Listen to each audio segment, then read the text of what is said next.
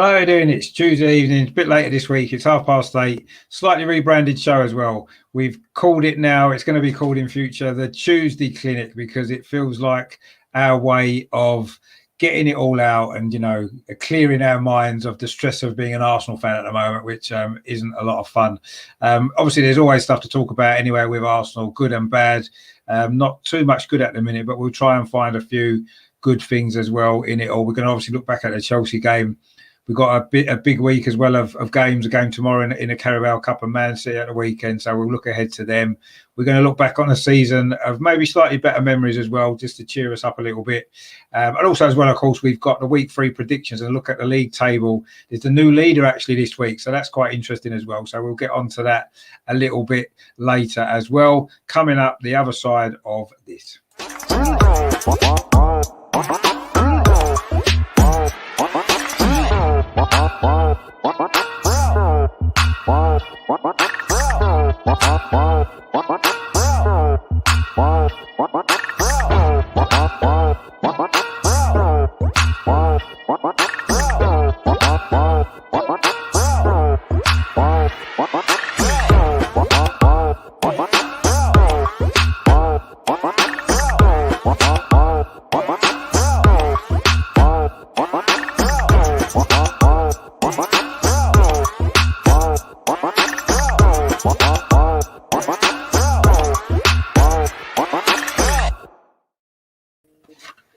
Hello, how are you doing here? This is the Tuesday Clinic, the weekly. It's going to be the new weekly therapy session for us stressed out Arsenal fans.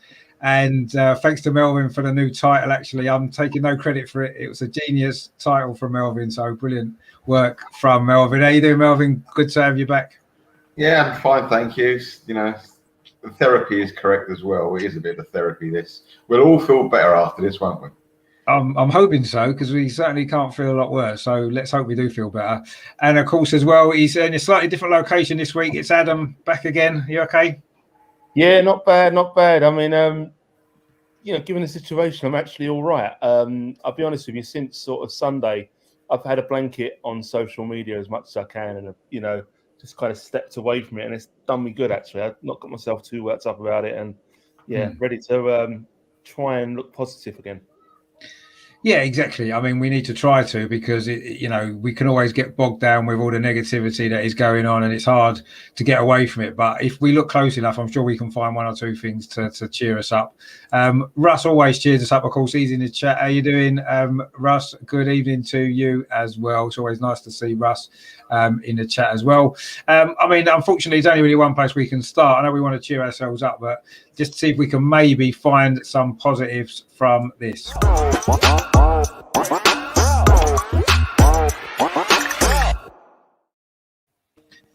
So 2 games, 2 defeats, no goals, no points, not much to really be that excited about. Melvin's got a phone call, which is good as well. It's all right. Melvin, obviously, it was another disappointing performance overall, and another defeat. What did you make of it all, though? Can you find any positives from that performance on Sunday to look ahead to maybe think that better times are on the way, or not really? What are your thoughts on that? I think that the biggest positive I saw from that game was Lokonga. The kid's never played in the Premiership. He's hardly played with the team anyway. And his body movement when he gets the ball, he's turning the whole time. He's positive. He's confident enough to actually try and go past the player with the ball, which not too many of our players. No, Partey does it, and Tierney does it on the wing, but in the middle, no one else does it. And the El Nenis and the Jackers in this world will never do that. He actually goes past players, makes space for other players, and his vision of passing was superb. I just think the problem I've got is he needs someone with him. We don't want him to lose his confidence and go backwards, because at the moment, I think going forward, he could be a fabulous player for us. He's only young. I don't want him to get into the bad habits of having to worry about the people around him. I thought that was a very good positive for the game. Obviously, again, we saw Smith Rowe doing it all himself, taking on players, having the confidence to take on players, having the confidence when he gets the ball to, again, turn the body and face the right way instead of looking backwards all the time. No, I think those two guys for me epitomised what I hope Arsenal to become, and we need people with them. You know, it's like having a house with no foundations. The house is beautiful, unless you start work on those foundations, the whole thing's going to crumble. So let's hope they've got the brains to do something to get the foundations of this team, because it could be quite good going forward. You know, Tierney had a shocker, but we know he's a lot better. Saka for him had a shocker, but we know what he can do. There's a few players to come back, so I'm not really worried about that as much as it's a tipping point for Arsenal now. Is the good players going to help the other players come up, or is the poor players going to pull the good players down? I hope they don't do that, but we'll see. So I mean, I totally agree. I think Lokonga's been a breath of fresh air. I mean, perhaps he's not been Arteta'd enough yet. That's probably why, perhaps. But he's been brilliant, actually, so far in pre-season in the first two games. Smith Rowe, as you said as well. What we need, I think we're crying out for this, is more experience in the team as well, getting that balance right. We've had a very young team in the first two games because of the COVID situation and because of one or two other injuries and stuff like that. And you can see that at times we've looked a little bit lost, haven't we, the young players? And we need to find some more experience in the team to help the young players develop. I mean, Man United did it, didn't they, back in the day when they said they couldn't win anything with youngsters, but they did have a lot of experience in that team as well. And that's what we need as well now to complement them young players. And now go on, Melvin. I'm sorry, just to add, number one, the Man United old guys were good players, though. It's not as if what we've got. But one thing I did forget, and perhaps I'm being a little bit too optimistic, but I know he only played a cameo role, but I thought Aubameyang looked sprightlier and fitter and up for it than I've seen him for a long time. I know he didn't do much, didn't have any. I think he had one shot, which wasn't really a great shot, but he just seemed to actually won a couple of balls in the air, which is unusual for him. He looked like he was up for it. So going forward, that's one of our players that can pull the youngsters, help the youngsters. It is, obviously. I mean, I did see him come back and make a tackle in his own half and stuff like that. So he worked a little bit harder briefly. Yeah. He then faded away after that because he didn't get in the game, which wasn't his fault necessarily. None of the forward players had much impact, did they? But if he can get his goal scoring form back, then obviously that's going to be a massive plus, isn't it? Because that's what we're lacking massively. But I mean, I agree. I think that they are the positives at the moment. Is the way some of these young players are really starting to show what they're about. But yes, they need help, definitely. We're crying out for some help. They're crying. You could see Smith Rowe at the end. He looked very frustrated, didn't he? And you can understand why, because he's given everything and he's got very little around him in the attacking sense. Maybe Odegaard's going to make a difference as well, helping him out there. I mean, what did you make of it, Adam? I mean, I know you always like to be positive. What positives could you find from that? I didn't find many, if I'm honest, and Melvin's probably covered most of the ones that I found. Have you got anything else, maybe? I completely echo what Melvin said. I've been very impressed by Lokonga, very impressed so far. Everything I've seen of him pre-season, both the games so far, even the friendly against Spurs, I think that he looks good. But like you said, you worry that how long can he keep it up and will he get dragged down? But positive-wise, I think we could have a gem on our hands here. I think he looks really, really good. He looks very well suited to the Premier League. I think he's got the right, he's athletic, he's strong, he's not afraid to put his foot in. He's got an eye for a pass. I think, if we keep going like he is, he could be really, really good. And I look forward to getting Partey back and seeing if them two can maybe get some sort of, partnership going. Other than that, Smith Rowe again, 100%. I thought he was one of our brighter sparks. And the only other positive I could say is we won't play Chelsea every week. Because, let's be fair, Chelsea look a good side. It's just Man City this week, though, Adam. It's different, But Chelsea for me do look very, very strong, and Lukaku was always going to score, weren't he? I didn't think we done terribly against him. I felt Mari put in a couple of decent challenges, but they're just not on the same level. Like as a defence against someone like that, who's strong, powerful, pacey. He's not the most skillful, but he's got an eye for goal. I was talking to someone the other day who said, they don't think Lukaku's a great player. And I said, well, he might not be a great footballer, but he's a great goal scorer. And they're priceless. Do you know what I mean? Yeah. And like fair dues to Chelsea. I mean, I did think our second half performance was we played better. But I think it was more a case of Chelsea letting us. And if they needed to, they probably could have stepped up a gear again. And it was good to see that we didn't get rolled over. But again, I think that was more Chelsea's say-so rather than us kind of putting it in. So I felt it was a better performance than Brentford. So again, I'll look on that. I think it was a slightly better performance. It was good to see Aubameyang come back on, and he did seem a bit more of himself. He did, his head wasn't dropping when it come on. And even though he weren't getting in the game, he didn't look like he was getting frustrated, which is, again, a good thing. So, we move on. Yeah, I mean, that's all we can do. It was always going to be a tough game. I think if we'd got anything out of that game, I think all of us would have been delighted. I think every Arsenal fan would have been, but it wasn't ever going to be the case, really, was it? They were much better than us. We've had a few more comments come in. Terry, good to see you back, Terry, in the channel. He says, good evening, Richard, Melvin and Adam.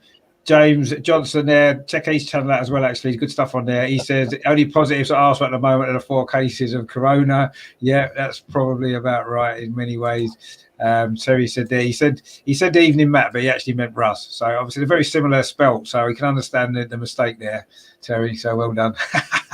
And Shane's in the chat as well. Shane, thanks for watching again. He said, I had another bad result. Square pegs in round holes again for Team Sub. Yeah, it was to a certain degree. Well, I think we kind of get that.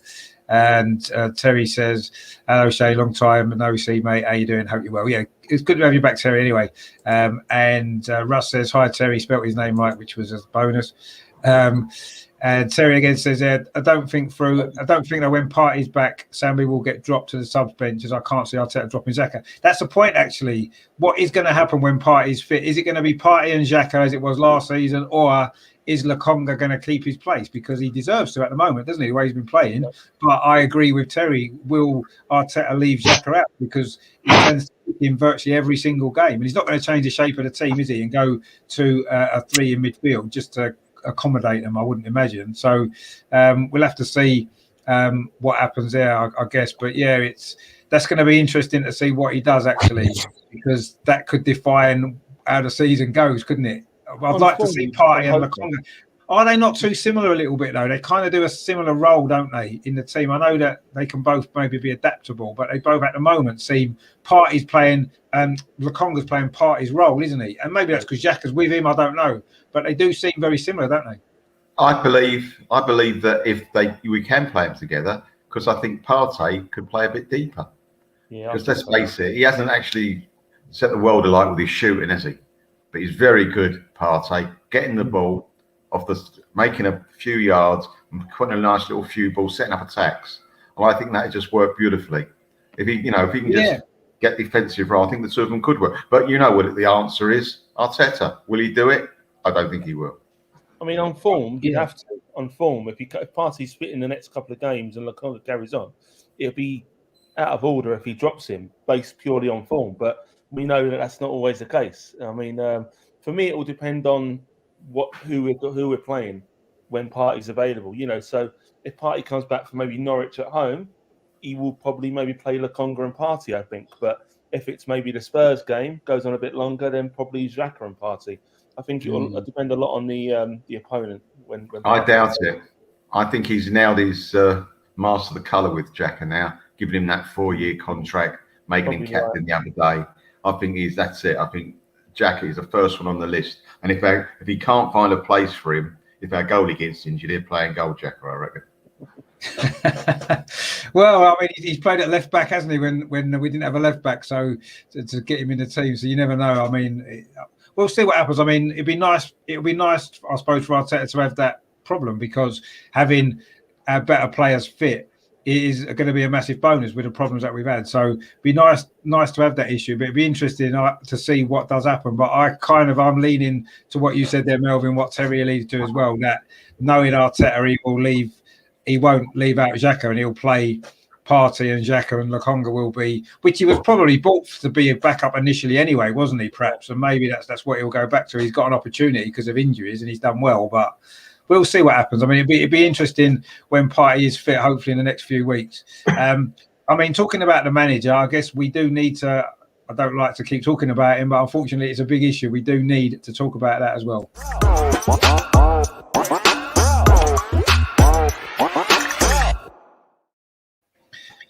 So apparently, I've heard the rumours going around that they had a meeting yesterday with Josh Kroenke, and it seems as though maybe he's been given 5 games to save his job. Now, I find that a little bit strange. When you look at what the next 5 games are we going to learn anything new about Arteta in those next 5 games, regardless of the results that we don't already know now?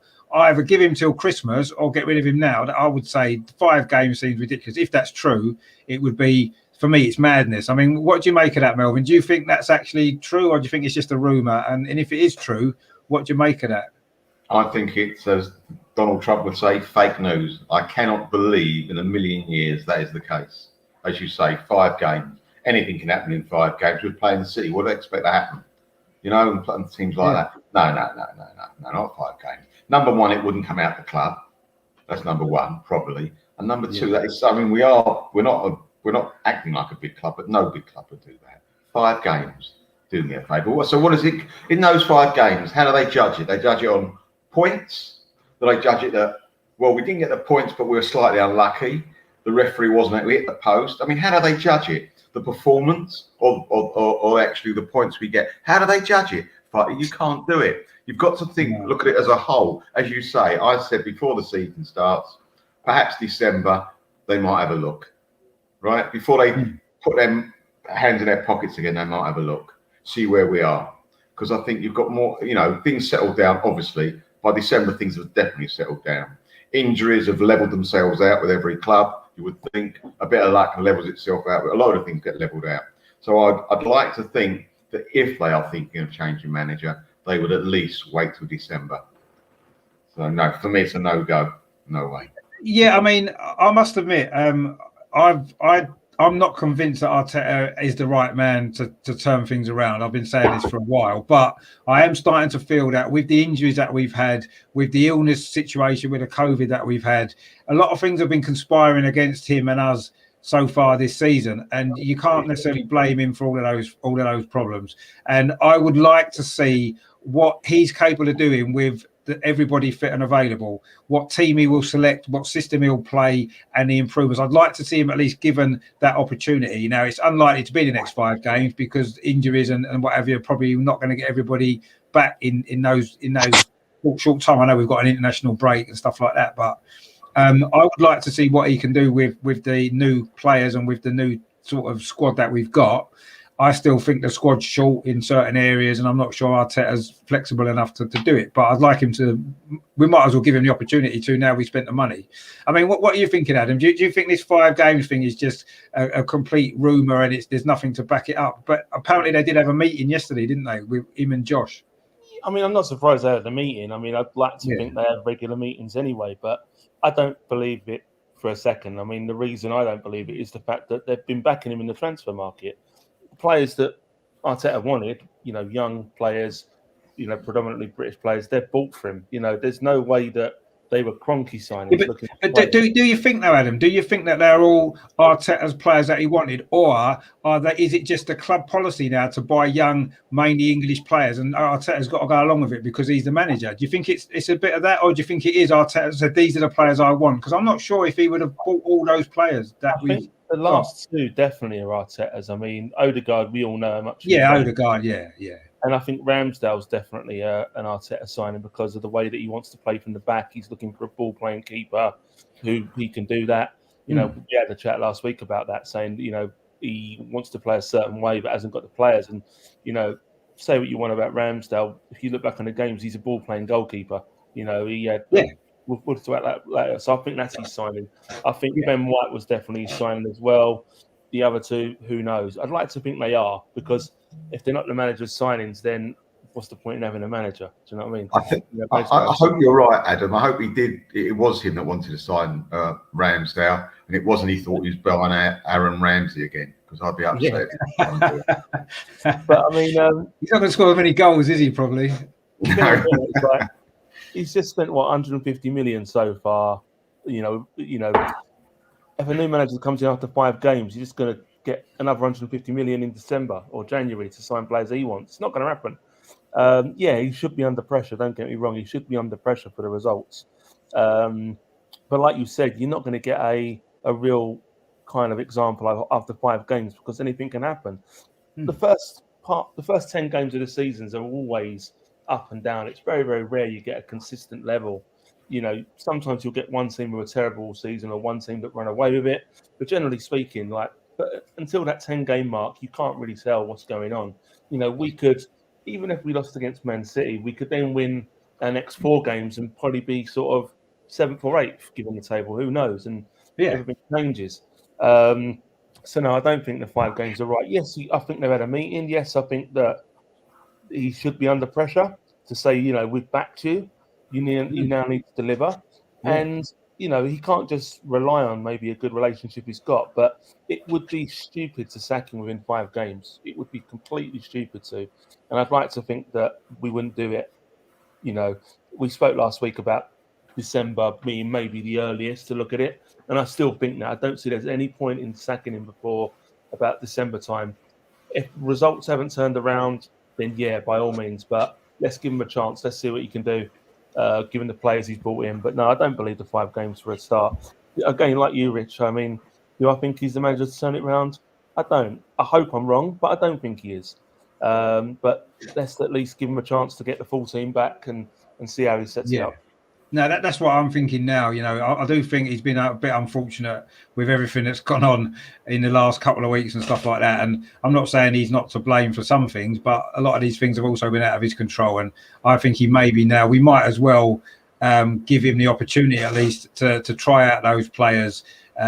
If indeed, as you're saying, they're players that he's selected, he wanted, at least he needs to be able to get them all in the team together and prove that they're the right players that we need. And if he can do that and we get better results and then you can see what he's doing, then maybe we can think, right, yes, this maybe long term might work. But I think he's still got a lot of work to do, Arteta. But I do think now I'm more inclined to let him have that opportunity rather than rushing into anything now, regardless of the next few results. Anyway, I do feel as though we need to, I don't want to make excuses for the injuries and the illnesses and stuff, but it's a fact. We are without a lot of players, a lot of senior players as well that would make a difference possibly. And I think he needs the opportunity to maybe see that. We've had a few comments coming in. James has said does that 5 include tomorrow? I assumed it would have done, although I say I don't think it's really 5 that he's got. Joe says the only person who will get Arteta sacked is Arteta. Quite possibly, yeah. That's probably a fair comment with his decisions and stuff. I think you're probably right there. Joe also says can we afford to wait until Christmas? We'll have to see where we are over the next 2 months, won't we? Really, how the results have gone. And then we'll decide whether we can wait or not. Terry says who would come in unless the new manager has promised big money to spend? I can't see a big name come in to put their rep on the line. I don't know. I mean, Tuchel went into Chelsea. The only player he's bought has only been now with Lukaku, and he turned them from 10th place in the Premier League to winning the Champions League with the same players. So I'm not saying our players are as good as them because they're not, but a manager can come in and turn things around and change it with the same players. Joe Carey's in the chat as well. He says, hello, how you doing, Joe? Thanks for tuning in. And the other Joe says, where do you think a good finish this season would be? I'm thinking top 6, really. Well, I think top six would be a good finish. It would be a very good finish. I'm thinking more similar to last year, 8th or 7th or 9th, round about there. What are you thinking, Melvin? What would be a good finish for you? Do you think good would be 8th? At the moment, it would. I know we came 8th last year. We spent 130 million, and we're in a similar position. No, 6th is. We've got to be in the top 6. Anything other than that is a big disappointment. I'm sorry. We've got to. And it doesn't feel like we're going to be in the top 6. I agree at the moment. But that's what I'm saying. Yeah, I mean, at this moment in time, I think if we finished around about the same as last year, that's probably the best that we can maybe hope for. That's what I was meaning. I'm not saying that's a success because it wouldn't be. But I'm not sure we can expect any more than that at the moment. I don't feel. But we all go in moods, don't we, Richard? We all have moods and have thoughts. And we were sitting there on Sunday. You could have thought, where is the next goal coming from after watching us in the first 2 games? We hardly make any chances. I'm sure goals will come, but you get into that mood. You get into that. Well, I can't see us scoring. Of course we're going to score, but you just can't see it. And I think that's what the mood is at the moment. So it is exactly. We've got to get back to beating teams home and away. All right, there's certain teams like City we're not going to beat home and away, obviously. We'd be lucky to get a draw or beat them at home. But other teams, the 6 down, we've got to fancy us beating any team of those, home or away. Otherwise, we're just going to languish. We've got to go for it. Really. I mean, we've got, haven't we, after the international break, we've got 2 on paper winnable games, Norwich at home, Burnley away. And they're the games that we need to win, really, don't we? Because that's, that's the mark. Like you said, Man City, we can't judge ourselves on the result against Chelsea and Man City, because if we get anything from them, we've done really well and we're not expecting to. But we have to get results against Norwich and Burnley. We need 6 points from those games really now, don't we? And if we don't get 6 points from them games, if we don't win, if we lose one of those games, actually, that would be a disaster, wouldn't it? If we didn't win both of them, really. I mean, I know, have you sort of changed your expectations, Adam, on the way we've started to say? I know it's really early and we have had a lot of problems. Or do you still think maybe top 6 is what, I mean, we should be aiming for that, I agree, but do you think that's where we can realistically expect to be challenging, or do you think that maybe that even that's beyond us?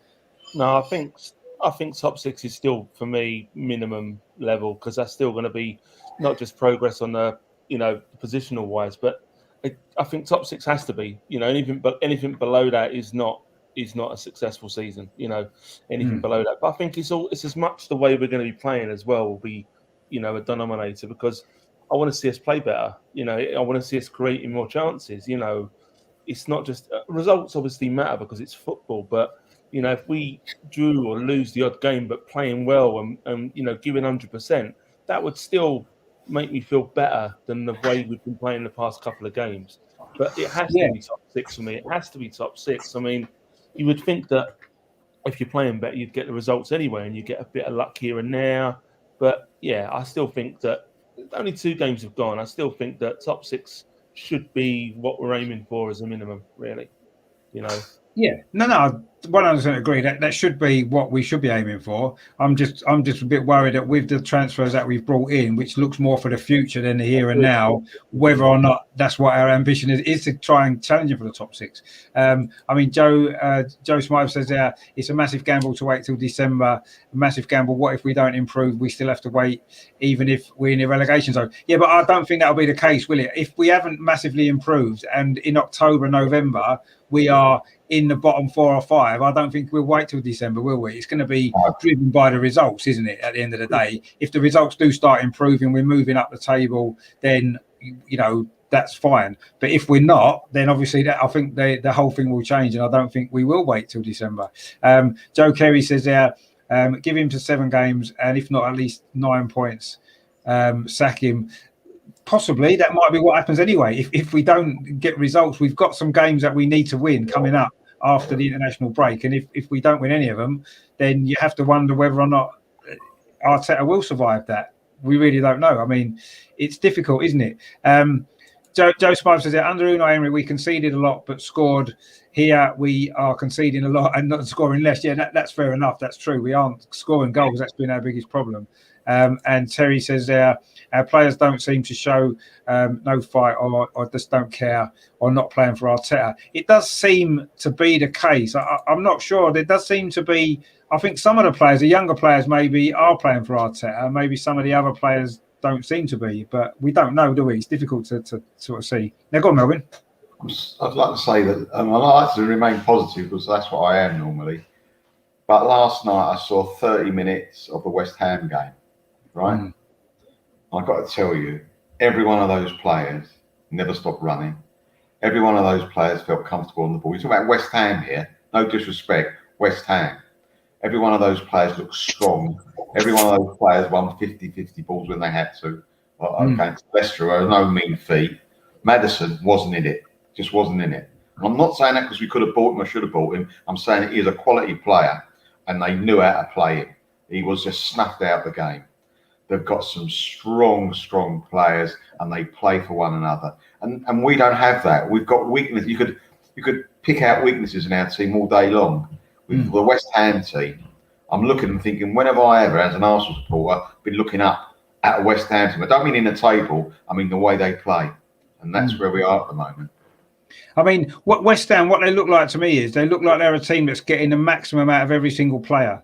That's the manager then, isn't it? Yeah, exactly. And that's what we're not doing. And if we got the maximum out of all our players, we would be better than West Ham because I think player for player, individually, we've probably got better players. But they are getting, or their manager is getting, the best out of every single player. And you can see that when they're playing. They're at their maximum every single game virtually. Yeah. And, you know, that's why they're getting the results they're getting. That's why they started the season so well. That's why they've done so well last season as well. And that does come down to the manager. And that just goes, they haven't bought any players, have they? They've lost Lingard and they haven't bought anybody, have they, West Ham, I don't think. And look how they're playing. You know, Moyes hasn't gone to West Ham and, you know, people were saying, oh, he'd need another 150 million if we got a new manager. Well, Moyes hasn't had that. And he's still improved them massively, hasn't he?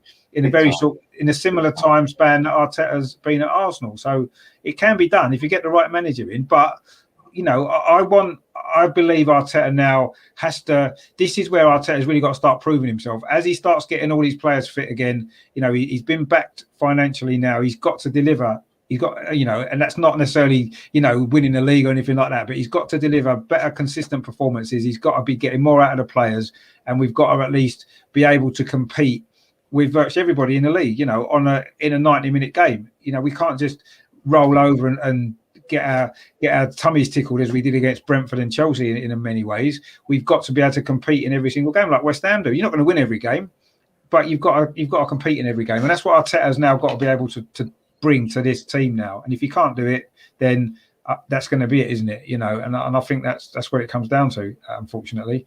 But we'll see what happens. I mean, I say he's probably going to have a little bit more time now, perhaps, and let's hope he can do it, because I think we all want him to succeed. And I think it's wrong when people say, oh, you know, if you criticise Arteta, you don't want him to succeed and you want him to fail. No, I think all of us, and I think most Arsenal fans, want Arteta to succeed. I think we're desperate for him to succeed because it means we're winning games and doing well. But if he's not capable of doing that and he hasn't shown that he can, we've got a right to express that opinion and say maybe he's not the right man. Maybe he's not. Emery wasn't the right man, and maybe Arteta isn't. Let's hope he is, and he can prove us all wrong. What were you going to say then, Adam? Go on. I was going to say, like, one of the issues I've got, as we're talking about Arteta again, which I've noticed, especially against Chelsea, I don't know if you all picked it up, is that people have sussed out his tactics already. And I know we said last week about maybe switching formation, but on Sunday, he was so predominantly going down the left-hand side, Tierney, Saka. You know, Pepe was isolated so much down the right. Now, it tells me that either one, he doesn't have any confidence in Pepe, or is it two, that he doesn't have confidence on the right back, being it Suarez or Chambers. But then, you know, I noticed that, you know, when I was watching the game, the teams like Chelsea knew it was going to go left, so they kind of gave extra players on their right hand side. And there was times when Pepe was on his own, unmarked. All we needed was a crossfield ball, and he would have been away. But we're so one-dimensional going down that left-hand side. Surely Arteta can see on the sidelines that Chelsea has sussed that out, and and Pepe's on his own down that right-hand side. I don't get it. Why can't he see things in games? That's what's beginning to. Yeah, and I mean, you're dead right. And I actually said it in my video the other day that you know, he's got his whole coaching staff there as well. It's not just him. Surely someone in that coaching staff. I mean, for me, the ball into Lukaku in that first half was causing us massive problems. And after the first goal, you've got to change something to stop that, and he didn't. And when he was asked about it after the game, what worried me was that he was sort of basically said that, well, by doing that, it's a risk. It could be a risky thing because it would leave maybe gaps elsewhere. But it's like, but that was causing us the problems. You've got to stop that. Any other risk that might happen, and if they happen, then you have to look at that and try and adapt the team to deal with that later on. But you can't just leave that on the basis that dealing with it might be worse. Because his in-game management, I think, is become to be very poor. His in-game management, not even at half time, he seemed to make any difference either. No. You know, that worries me a bit. The fact that you know 60,000 fans in the stadium and people watching at home can all see it, can all see the patterns. But I mean, we can't. And it's like that he's so one-dimensional, in fact, that we'll do our way. It's not. He doesn't even look at the opposition. Doesn't even worry about. Like, it goes back to the Brentford game. Like, we all knew how Brentford were going to play. He didn't. It's like, who's helping him? Like, who's doing the scouting? That's what I mean. Yeah. No, I mean, he's got a team of coaches, hasn't he? Surely somebody on Sunday, somebody in that first half should have said to Mikel, look, we've got to stop that ball into Lukaku because that's causing us problems. We've got to get Kieran Tierney to mark Reece James a lot more, not dragging inside. And it would have took a couple of tactical adjustments, and we could have dealt after the first goal to concede the second goal almost exactly the same. It's just ridiculous for a top-level team to have fulfilled the same thing. If Chelsea have got any weakness, it's their left back, Alonso. He's decent going forward. I don't think he's a great defender. But No. Pepper didn't get a sniff of him. You know what I mean? It's like if there's any weakness they had, that was it. You know, Chilwell wasn't in the team, so do that. But he just didn't go for it. It baffles me. Yeah, it did. During the game, we were watching the game and we were looking at it. We're going, Tierney, what you doing? We were blaming Tierney to start with. Of course, Reece James looked like Garincha going down the right. He looked like world class. What is going on here? And we said it. The three of us were there sitting there. So if we can see it, right? I've got news for you. If we can see it, the manager should see it. The captain should see it. But in my opinion, the captain was at fault because he wasn't helping him. That's his side of the pitch, right? Yeah. Somebody should say, I mean, we've all played Sunday football. If our left back was getting slaughtered like that or out of position all the time and their right back was having half the pitch to play in, somebody would go, oi, what you doing? Get out there. Get out there. Just get out there. Even if it's a pub team, whoever you're playing for, whatever level, somebody would say that. And we're Arsenal, and no, not the players on the pitch, the captain, the manager, the coaches, who perhaps they're looking at their computers, they weren't watching at the game, I don't know. No one would say something. It's embarrassing. True. Yeah, no, you're totally right, and that was my biggest frustration on Sunday. Actually, not just on Sunday, maybe in Arteta in general, is that we can see things very early in a game that's going wrong and need to be changed, and he doesn't change them. And other managers clearly do it. You watch them, you watch other teams, and they get ripped apart for 10 minutes. They make changes to adjustments to their tactics, and they get a grip in the game. And we've never done that with Arteta, have we? Arteta sets his team up, and that's it. He says, "Go out there, do our thing." And you know, if it works and when it works, and it has worked on a few occasions, we've looked okay, half decent. But when it doesn't work, which has been most of the time, he's got to be able to change it, and he isn't doing it. And that is really, really frustrating. And it's maybe not acceptable either, but now is the time. If he did have that meeting yesterday, I'm hoping that Josh Kroenke said to him, look, this is it now. No more excuses. You've got to start producing these performances. You've got to start making these changes on the pitch to win us games. And let's hope that's what he said. And let's hope that Arteta can now do that. And maybe he will become a little bit more adaptable and spot these problems. Because if he doesn't... How can an owner say you've got to do something to win a game? That should be a given. Well, it should be, but it's anyone say to a manager, next game, what you've got to do is try and win it. But you can't have that conversation. It shouldn't happen. If you're having that conversation with a manager, he shouldn't be a manager, should he?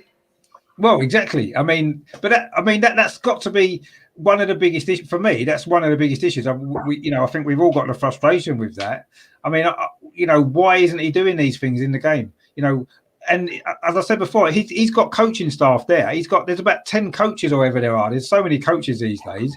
Surely one or two of them. Yeah, too many. Maybe that's the problem. Maybe there's too many. But ultimately, somebody has got to be pulling him aside and saying, look, Mikel, we have got to do this. We've got to change this here and there if we're going to get something out of this game. And if they're saying it to him and he's ignoring them, or if they're not saying it to him, these are issues that have to be addressed and have to be sorted out very, very quickly, because otherwise we are going to be in trouble. Because there's, like I agree with what Adam said, we're too predictable to play against, aren't we? Our tactics are too easy to read. Everybody knows what we're going to do, and we stick to it every single week.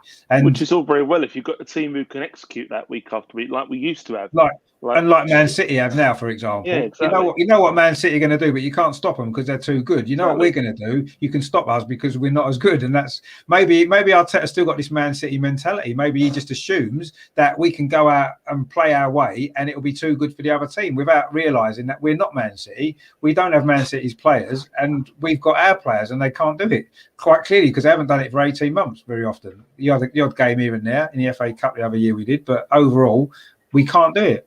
And he's got to understand that and got to make the necessary changes. And unless he does that very quickly, I don't think 5 games is necessarily the thing, but if he doesn't start showing that very quickly, he's not going to last very long, is he? Whether it's Christmas or whether it's before or whatever, he's not going to be here very much longer if he cannot do that.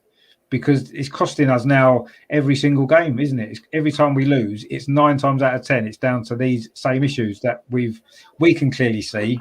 Everybody can clearly see. The opposition can clearly see, but our coaches and our manager don't seem to be able to. So, but anyway, let's.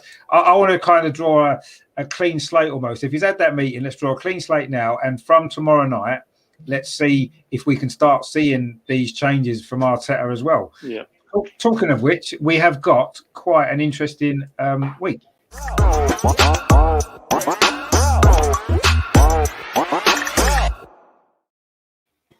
So as that captain said, it's a big week, obviously, for Arsenal. We've got two, I think, important games. You know, West Brom tomorrow, I believe, is a really important game because it's a competition that we want to be looking at doing really well in. But it's a tough draw, isn't it? West Brom away, top of the Championship, going well, scoring goals, playing a good system. A system similar to Chelsea's actually the 3-4-3 kind of system they're playing. They're going to know how to play against us probably as well. They've got a manager who knows what he's doing. I think that's going to be a tough game, but we have to win. I mean, what are you thinking, Melvin, about tomorrow night? I mean, do you think Arteta's going to go with a strong team, or do you think because of the injuries that we've got, he might throw a few of the even younger players in?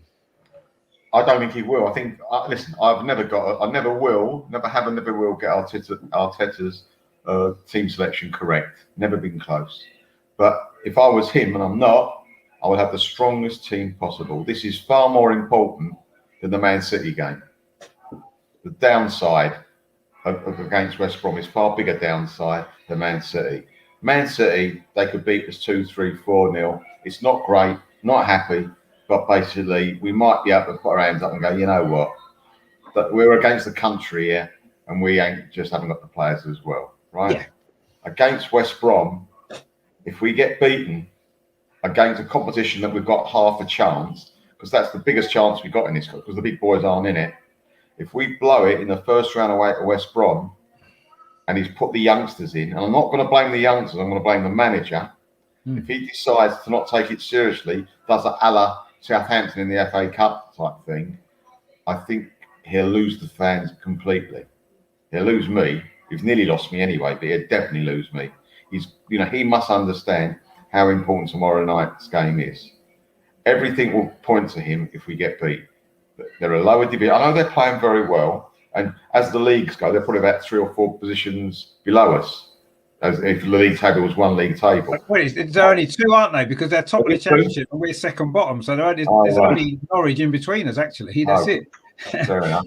All right. So, as I say, they are playing particularly well, evidently. They've had a good pre-season as well. If they beat us, I'm telling you, it's going to be, watch this space. Watch this space. I don't think they get the sack, as I said to you before. I believe they're giving till December, whatever happens. But if that happens, then we'll get beat against City. The confidence will be low. And against Norwich, it could be a bit nasty. It just could get toxic against Norwich. It's so important. I mean, against Chelsea, it was at the ground. And it was like, to start with, it was a bit, the first 10 minutes, like we normally do, we kicked off all right. It's like, all right, they're better than us. We know they are. Let's nick a goal and worry them for a bit, right? We could actually do something here. But once the game started, once you saw the space out on our left being vacated, if you like, given up, and once you saw that we couldn't actually get hold of the ball, because they're very good at keeping possession of the ball, Chelsea, very good. And they were playing it up to Lukaku the whole time. And every time they played it up, he controlled it, and the players running off of him. I mean, it's not just his goal-scoring ability, it's the way he holds the ball up. He holds it up like he's catching it, you know what I mean? You can't get that ball off him. He's a mountain. It's like having Sol Campbell playing at centre forward, isn't it? Try and get it off him. And so it looked all right, but once it turned a bit, and you know as well as I do, once things go against this side, it's gone on for years, we can't somehow, very rarely get it back. We can't go up a gear. The gear we start with normally is our top gear. And we sometimes, the way things go, we drop back. So that was very, very disappointing. Well, that's where we are, I'm afraid. Ryan's in from the Mr. Arsenal podcast, so don't forget to check his channel out as well. He says, if we lose tomorrow night, surely the axe will fall on Arteta's head. I think we're kind of thinking it won't at this particular stage, but as Melvin said, if we do lose tomorrow night, it's going to be massive amount of pressure on him going forward, isn't it? Especially as we're not expecting to get anything out of Man City either. So that could be 4 defeats in a row at the start of the season going into international break, and that would be a disaster. As Russ says there, could get a penalty. It could indeed, straight to penalties, no extra time as well. So That's interesting as well, isn't it? You know, it's going to be funny to see what happens there. So with no extra time, we could go straight to penalties, which could be quite interesting. And Russ says there as well, depends what side West Brom put out, really. Yeah, it does. Obviously, their priority is going to be promotion, isn't it? Back to the Premier League. They've had a good start on that basis. Are they going to rest players for this game because they've got a big game at the weekend as well in the Championship, which they're going to want to win? They might be more inclined to do that. As Melvin said, maybe, you know, this is probably a bigger game for us in the overall scheme of things because we're not expected to get anything out of Man City, but it is the Premier League and everyone's going to expect us to play a strong team on Saturday. So it might well depend on what West Brom put out. If they rest 3 or 4 players, we'll have a great opportunity, won't we? I mean, what are you thinking, Adam, and tomorrow? Do you think Arteta will go strong in this game, or do you think he's going to be thinking of Saturday as well at the back of his mind? And we have got injuries, don't forget, as well, haven't we? He needs to go strong. That's it. He needs to. I mean, we've said it before. I think we said it right at the beginning when we started doing the shows. Like, we've got no excuse not to take these competitions seriously this year. We've got no Europe. So, you know, these are competitions that we can win or can go far in, and we need to take it seriously. I do think there will be changes. Like, I think probably Tavares might play instead of Tierney, for instance. I think that, you know, but that's not necessarily making it weaker. It's giving Tierney a bit of a break. He had a hard game Sunday. It's also seeing what Tavares can maybe do, getting him some you know, minutes out on the pitch. I wouldn't be surprised if Ramsdale started, but I think so. I'd still expect it to be a strong team. You know, I'd still expect possibly even Aubameyang to start. He come off the bench at the weekend. Let's start him today. You know what I mean? I'd be very, very disappointed if he plays half the team of kids, you know, or people who haven't or who are not in and around that first team. But I expect it to be a decent setup, you know. But I think what Russ said earlier, I think it depends on what team West Brom put out as much as anything, because I don't think this will be their priority. I do think that the getting promotion is going to be their priority. So I'd be, you know, less surprised if West Brom probably swapped their team around and played their second team. You know, that wouldn't surprise me at all. You know, so I think we should be winning it. You know, if we put out the right team. If we don't win it, you know, questions have got to be asked, because, you know, this competition needs to be taken seriously. I think any competition you win anyway, regardless, should be taken seriously, but especially this season, you know, more than others. So I expect to see a strong team. I do expect to see changes, but I do expect to see a strong team. It wouldn't surprise me if maybe Balogun starts up front with Aubameyang on the left, etc. But, you know, I would still want to see a strong side. I just think that however bad we're playing, and we're not rated as a top team, as if you like, I still think that Arsenal is a big sculpt to have, and I don't think they will make a lot of changes, West Brom. And they'll be bang up for it. West Brom will be bang up for that game. I think they won't make a lot of changes on that basis. A big crowd as well, probably a big crowd in. They'll be up for it. I agree, they'll be up for it. It does depend on what their priorities are. Maybe it is early in the season, so they might think, well, we can afford to go strong in this game and go for it. Maybe we'll see. I think maybe Ødegaard might play as well, perhaps to get him a game before the weekend. Neil's in the chat there, going to 70. Says, "Evening all. How you doing, Neil? Good to have you in the chat again." He said, "We lose to West Brom, and that's one comp left after 3 games." Yeah, you're right. One that we can win. You're absolutely right. And Neil just says there, he's lost me too, Melvin, obviously referring to Arteta, the comment we made before. Terry says there, we've not been in Europe. He has to play our strongest team, surely. Yeah, you would imagine he would, but I can see him making a couple of changes because of the injuries that we've got. And Neil says there, once they scored, we couldn't live with Lukaku. Their heads dropped. Yeah, they did, exactly. Yeah, and unfortunately, we saw the result of that. I mean, I know we're not expecting much from Man City, but it is quite an important game, because I think it's important that we don't get turned over badly. You know, I think we need to go to Man City and try and compete with them. I'm not necessarily saying we're good enough to get a result. And do we expect to? We'll come to that obviously a bit later on with our predictions. But I want to see us compete with Man City. I think it's important that we do. We've just been out-muscled by Brentford. We've been out-thought by Chelsea. And if we get outplayed by Man City and get a hammering, that is not exactly a great start to the season, regardless of what happens tomorrow night in the Cup. I mean, what are you thinking, Melvin, for Saturday? Sorry, against Man City. I know you said that game wasn't really the biggest priority this week, and in a lot of ways you're right. But I think it's important that we don't roll over and get beaten 5-0. I agree. I think this game, all we can hope for is pride in the game. You know, with 90 minutes, we probably won't score anywhere near as many goals they're going to score. They might score 3 or 4. We might get 1. I don't know. All I'm saying is that we will get up. You've got a fair listen. There's bookmakers because think results go as you don't expect them to go. So that's why there's bookmakers in this planet.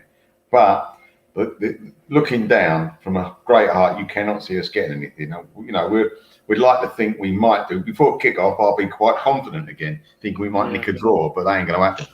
But I think as you say, we don't want to get slaughtered. We don't want to be like we used to get the old 6-0s and 5-0s, the whipping boys and all that. We shouldn't be that. We're Arsenal.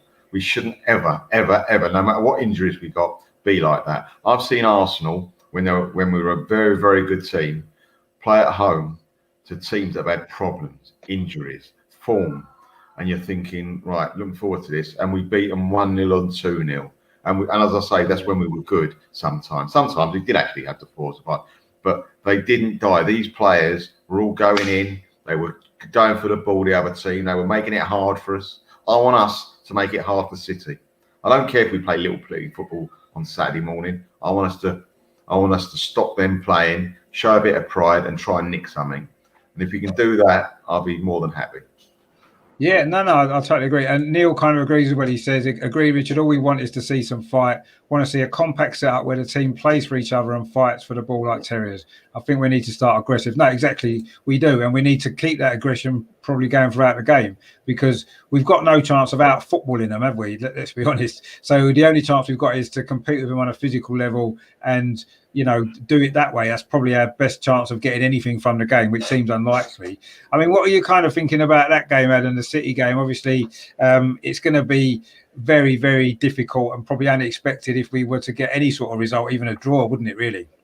It is. I mean, I've got no expectations for this game, unfortunately, and I always like to try and be positive about games, but the way we're playing doesn't give me any confidence. I mean, I think if we can compete, I think if we can, you know, get those 50-50 balls, I don't think we've got enough up front to cause their defence much damage. Obviously, I'm concerned about our defence at the moment as well, but I think the middle of the park is going to be really key for us. If we can compete in the middle of the park, you know, make it difficult for their playmakers, because we know City like to play, you know, fast on the break, you know, using the wingers, etc. You know, if we can close down players like De Bruyne, if he's going to be playing, you know, don't give him time on the ball, that could give us a chance. I just want to see us going with the right attitude. You know, and if we do go a goal down, let's just not lose our heads. Like, let's just, you know, you could see as soon as Lukaku scored, the heads just went down and, you know, it was like, oh, here we go again. And we knew the game was lost. But even if we do go a goal down, I want to see someone drag that team up. I want to see, you know, a Xhaka or whoever's going to be playing, like, you know, pull the kids up, say, right, that's it. We start again. We go again. You know, I want to see some sort of fight, you know, and that's it. If I can see some sort of fight, then I'll be happier, but I don't expect a result. But it'll be nice to see some sort of performance, better than what we have been seeing. No, I agree. And, you know, I mean, last season, actually, the 2 games against Man City, we conceded quite early and City kind of toyed with us, didn't they? It finished 1-0 both games. One at home, yeah.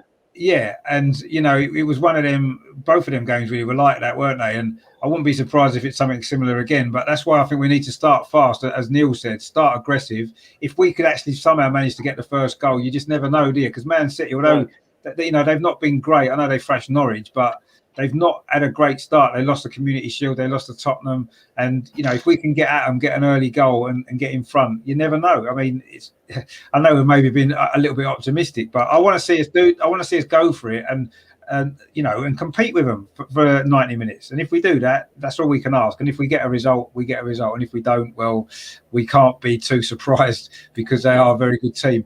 Neil says there, the worst thing is, in my opinion, we don't have a bad squad on paper. I totally agree. I don't think we do. And he says they're just not in the right headspace for me, and that is down to the management style. You're possibly right.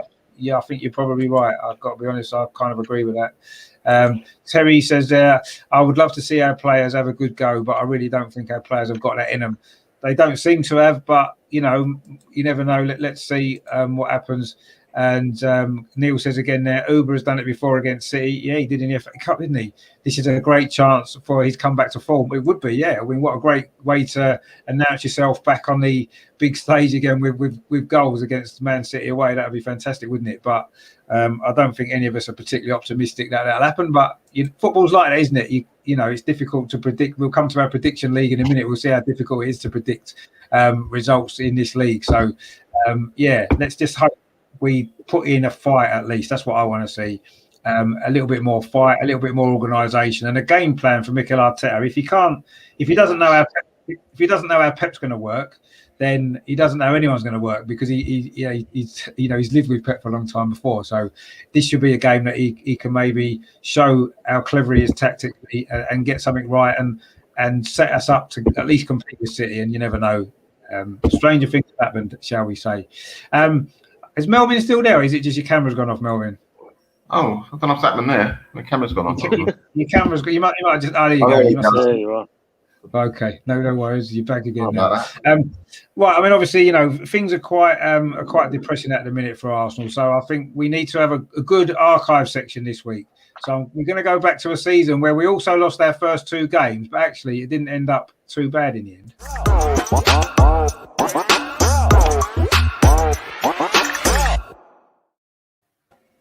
So, 1992-93, the first season of the Premier League, we did start with 2 defeats, Norwich at home and then Blackburn away. And I know we were all feeling a bit sorry for ourselves back then, because we'd started that season as one of the favourites to win the league, the first Premier League season, and it didn't quite work out that way. That kind of did lead to a rather inconsistent league season anyway. We finished 10th. We couldn't score enough goals. Very similar kind of situation to what we find ourselves in now, actually. We were over-reliant on Ian Wright in that particular season. No one else really scored if he didn't. But what that did mean was we did become a very, very good cup side, because Ian Wright generally stepped up in the cup games, got us the goals, got us through. And of course, as you saw in the picture there, we won the League Cup, and also later on we won the FA Cup as well. So it proved to be a successful season, certainly in the cups, but not really in the league. Very, very inconsistent we were. A lot of 1-0 defeats, a lot of draws in games we should have won, and quite frustrating. But the cups kind of got us out of jail really and gave us something to be excited about. And no Europe that season either. I'm kind of hoping maybe starting from tomorrow the cups can bring us some excitement this season. I mean, obviously that season, Melvin, you'll have a few good memories of them, will you? Ian Wright had a great season, didn't he? Oh, Ian Wright was a mainstay, wasn't he? I mean, the funny thing was, I think the first game of the season we played Norwich, I think we were 2-0 up, weren't we? First time 2-0 up, posting, get the cigars out, and we got beat bloody 4-2. I mean, that's the guy from Man United scored one of them, didn't he? Mark Robbins, He got a hat-trick. Did he really? Yeah, I think he got 2, didn't he? I think he got 2. I thought he got a hat-trick that day. I remember I was at the game. I don't know. Did he? I remember he turned the game. I know that he was injured, had a bad knee, but we did the worst switch ever this side of the Mississippi. We sold Rocastle. Yeah, you got 2. Yeah, I know. And bought Jensen. I mean, what a switch that was. Even with a dodgy knee, Rocastle was different class. In fact, I went up to Leeds when Rocastle played up against us that season. They beat us 3-0. That was pouring down with rain, wasn't it, Melvin? We was on the open terrace, got soaked, didn't we? Do you remember? Shocking. Yeah, we got 3-0, and Jensen wasn't fast anyway, but on mud, he was like finished. He couldn't move, mate. He could not move. They're just just walking past him. Strachan and McAllister did us over that day, didn't they? Oh, McAllister, what a great footballer. Fabulous football. Yeah, he's fantastic. Yeah, he murdered us. Let's face it, their midfield against our midfield that day wasn't on. As I say, we got beat 3-0. I did go to what game did I go to? It was quite a good couple of games I went to. I'll tell you what's strange. You say we're inconsistent, and you're so right. We were consistently inconsistent. From September, we won 6 league games on the trot. Oh, we did. And then lost 4 on the trot straight after. Well, that Leeds game, Melvin, we were top of the league briefly just before that game. That's and right. then we lost 3-0, and then that was it. Then we dropped down after that. We had that one little run, like you said. And even when we won them 6 games in a row, we weren't that convincing in most of them, were we? Crystal Palace away was good. I remember we won 2-1. That was a decent performance. Right, he scored a great goal. But overall, we were sort of struggling through, especially at home. We struggled without the North Bank, didn't we? When there was a mural there, and a lot of home games, we did struggle. I remember we beat, was it Man City 1-0 when Wrighty scored in front of the mural, the first goal that we'd scored at that end, and we sort of hang on for a 1-0. I mean, Man City was nowhere near the team they are now. Of course, back then they might have got relegated that season, possibly. So we did have a few struggles even when we won games. It wasn't. We weren't very weird though. That season, I think we scored 40 league goals. Yeah, we did. Yeah, in 42 games. Yeah, in 42 games, and that's with Ian Wright. Yeah, I mean, he scored every goal. Yeah. Yeah, I know. That was our big problem that season. We just couldn't score goals in the league, and then it came to the cup games. In fact, Ian Wright that season he scored 15 goals in the Premier League, and he also scored 15 goals in the cup. So did he really? That's got to be a record. He got 10 in the FA Cup and 5 in the League Cup. Yeah, I mean, unbelievable. Absolutely unbelievable. And it just goes to show that season in particular where the cup performances and the league performances. Do you remember that FA Cup game against Leeds when we went to Ellen Road and won in extra time? 3-2. 3-2. I remember that. Yeah. That's when Ian Wright scored that one near the end. Yeah. Lukic was in goal for Leeds, wasn't he? Lukic was in goal, wasn't he, for them? Yeah, Lukic was in goal, yeah. For them. Yeah, that was a great performance. That was a brilliant performance. That was a great game. We came from behind. We were losing. We took it to. I think Wrighty scored to take it to extra time, didn't he? That's right. And then he won it in extra time Merson, as well. I reckon, had a good game that day, didn't he? Merson, I thought, had a good game. Yeah, Merson was good. Yeah. I'll tell you what, I did go in the cup away to Ipswich when we won 4-2. Yeah, we were everywhere, weren't we? Portman Road. That was a great game. I think we went 1-0 behind then as well. I think. Yeah, we did. I think Chris Kiwomya might have scored, who later joined us. I think he scored in that game. And we bought him on that goal, did we, Richard? Probably. We probably did, yeah. And then Tony Adams had that bandage around his head, didn't he? Because he scored down some steps. He scored with his head, yeah. He got the equaliser, yeah. I mean, he scored in that game as well. Kevin Campbell as well. That was a good game. Brilliant. It was a good game. And also, obviously, the semi-final against Spurs. That was good.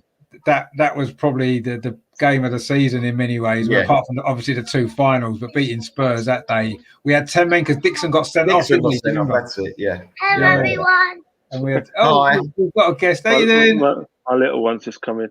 Hello, how you doing? All right. Sorry, boy. Fantastic. All right. Thanks, darling. Also, I remember going to Highbury and last game of the season, getting beat home 3-1 at Spurs. Yeah. If I remember rightly, we had a very weakened team because we were playing in the FA Cup the next week. It still hurt a lot getting beat at Spurs. That I think Hazard played that day and he tore us apart. Yeah, Hazard. I remember that. Yeah, we did lose 3-1. I think Paul Dickoff scored for us actually. A rare Premier League goal for him. But yeah, we rested a load of players because we had the cup final. I think we'd have all took losing to Spurs to win the cup though, wouldn't we? I suppose overall. Oh yeah. Hello, everybody. We could live with that. More guests coming in at Adam's house. My boys, yeah. Fantastic. They're still coming. You talk about Paul Dickoff, Richard. That was the year we beat Southampton 4-3. I think Dickoff got a couple that year. That game. No, that was Jimmy Carter. No, Jimmy Carter scored too. Jimmy Carter. He's only 2 goals. He's only 2 goals against Southampton. Yeah, 4-3. There's only one Jimmy Carter. Do you remember that cry? Thank God for that. Yeah, that's when we bought McGoldrick. Yeah, McGoldrick was the following year, wasn't it? The following season we bought. Yeah, but when we got McGoldrick, he was so bad. The crowd used to sing. There's only 2 Jimmy Carters or something. 2 Jimmy Carters, yeah. No, it was a shame for Jimmy Carter because he was an Arsenal fan as well, and it never quite worked for him, did it? But he did get 2 goals in that game. I think Matt Letizia scored 2 for Southampton as well. That was a rare game in the Premier League that season. It had a lot of goals in it actually because we struggled to score. We did get 4 in that game. But not too many others. I mean, obviously the biggest memories from obviously all the cup games. I remember going to Yeovil away in the FA Cup. Right, he scored a hat trick. The keeper for one of them. That was unbelievable goal. That freezing cold. It was foggy. We got halfway down the road and thought he was going to get called off because it was foggy. And in them days, of course, there was no internet. You know, we was desperately hoping to find the game would be on, and we finally got into Yeovil, and of course it was on. And Wrighty did the business, which he tended to do quite a lot, didn't he, for us in difficult games. So that was a good one as well. And like you said, the Tottenham game. I mean, what games for you, Adam? You must remember quite a lot about that season as well. You would have I remember. You'd have been a lot younger than us, though, wouldn't you? Yeah, I think I was early teens then, but I think that was probably my second year as a season ticket holder, actually, that season. So I remember it quite well. I mean, the things that I remember Rocastle going, because Rocky was my favourite player, like when I was growing up. But he was all our favourites, I think. Yeah. I first started really following Arsenal about 86, 87, and he was the one that I always loved. And when he left, obviously, as a young kid, I was just gutted. Couldn't obviously understand it now, looking back on it, but at the time I was like, just don't get it. I was so annoyed, selling them to sort of Leeds. I just couldn't understand it. And I remember being really upset. I remember the Norwich game, and again, I remember being at the game 2-0 up, thinking, God, this is great. 2-0 up, I think, quite halfway through the first half, and then by the end of it, I think you're right, I checked it out, Robin's got 2, but losing 4-2. And I think Norwich done well that season in the end. I think that was a season where they done quite well when they got up towards. They were top of the league at one point, wasn't they? I think they were top of the league and finished in the top 4 or something, didn't they? They did have a good season. Exactly. I remember the old Bruce Banana kit. That was one of my favourite kits. I think the old Bruce Banana away kit.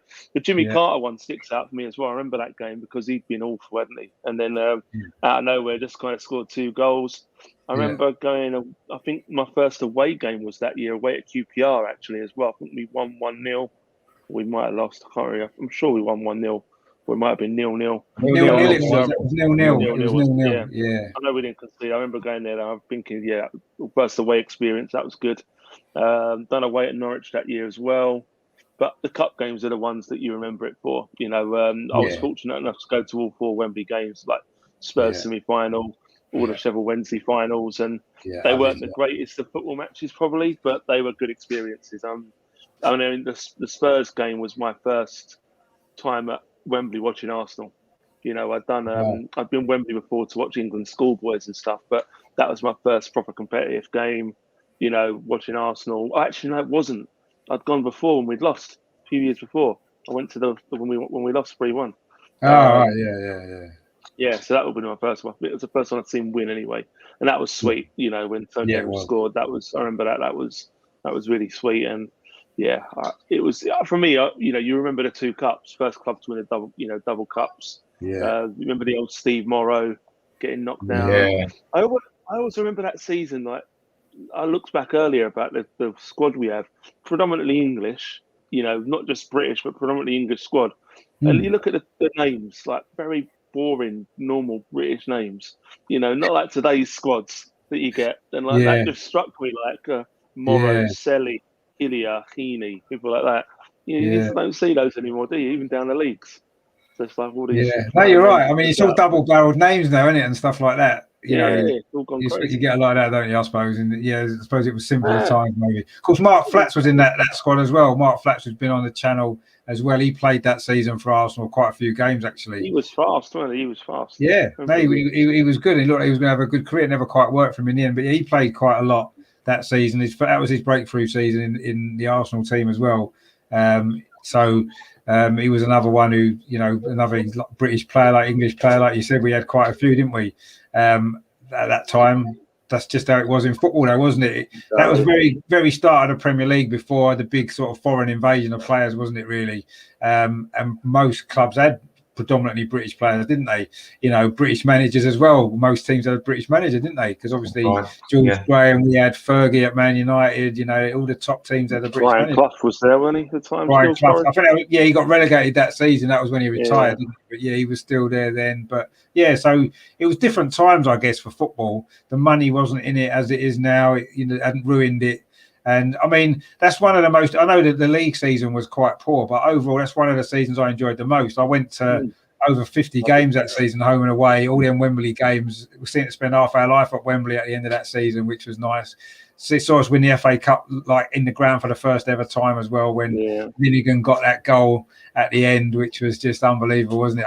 After looked like it was going to get a penalties, and he's popped up with that header. That was fantastic. Loads and loads of great memories, mainly from the cup games, I guess. But Yeah, there was a few sort of better league games, I guess, as well. The odd one or two. I remember, was it? There was an away game. Oldham. We went up to Oldham in an away game. It was freezing cold. 1-0, wasn't it? We won 1-0. We won 1-0. Yeah, Andy Linnigan scored. That was a decent away trip. That in a freezing cold. It was against his old club, wasn't it?